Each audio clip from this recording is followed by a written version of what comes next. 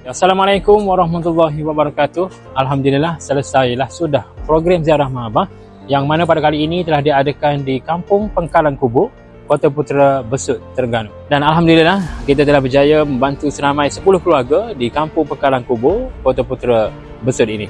Diharapkan dengan kotak infak yang diterima untuk program ziarah Mak Abah pada kali ini dapat memberikan manfaat dan juga meringankan sedikit beban yang ditanggung oleh penerima-penerima untuk program ziarah Mak Abah pada kali ini. Saya Ghaffar bin Mu'anno daripada DPKK Kampung Pengkalan Kubu mengucapkan ribuan terima kasihlah kepada Muslim Malaysia kerana memilih untuk memberi bantuan kepada 10 peserta terpilih untuk kali ini. Lepas tu ni habis sakit gampung. Oh, sakit. Kenanya bila? Sakit seruk. Seruk. Berapa lama dah kena seruk habis 5 tahun dah? Oh. Belah kiri? Belah kan? Ni. Boleh jalan dah ni habis? Boleh pakai kutu tu tak? Berapa lama? Baru-baru lah boleh jalan ni? Berapa tahun dah? Lama dah? 2 tahun dah boleh. 2 tahun dah. Alhamdulillah. Masa mula-mula kena mana? Rumah ke? Pak kerja ke? Duduk rumah. Rumah? Bawah ni. Dapur lah? Oh, tak boleh nak tengok orang. Tak nampak? Oh, tak becah. Oh, jadi ni.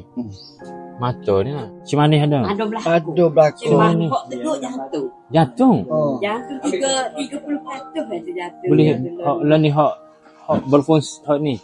Dia masuk buat boleh 12 hari ni. Dia Ada 12 kali ke ubat sakit kau dia gini ada. Ni apa ni? Jatuh macam mana ni? Darah tinggi. Kolesterol mah ada.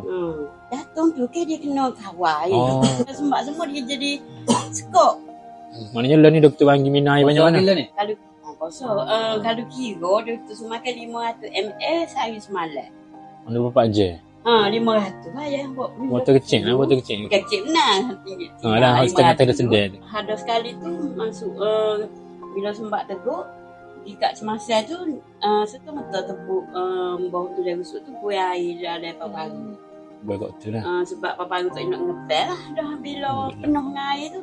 Jadi bila paparu tak nak ngepel kat jatuh pun salah lah nak kawal dia tu. Jadi saya mewakili Museum Malaysia yang mengucapkan jutaan terima kasih kepada penyumbang-penyumbang di luar sana kerana tanpa derma dan semangat anda, mungkin misi kami di Museum Malaysia ini tidak dapat dijalankan. Jadi teruskanlah menyumbang kerana sumbangan anda mampu meringankan beban asnaf-asnaf yang memerlukan di luar sana. Janji Allah kepada hamba-Nya di dalam surah Ar-Rahman ayat ke-60, hal jazaa'ul ihsani illal ihsan. Tidak ada balasan kebaikan melainkan kebaikan juga. Jadi sekian sahaja daripada saya untuk program ziarah Mak Abah pada kali ini. Assalamualaikum dan terima kasih.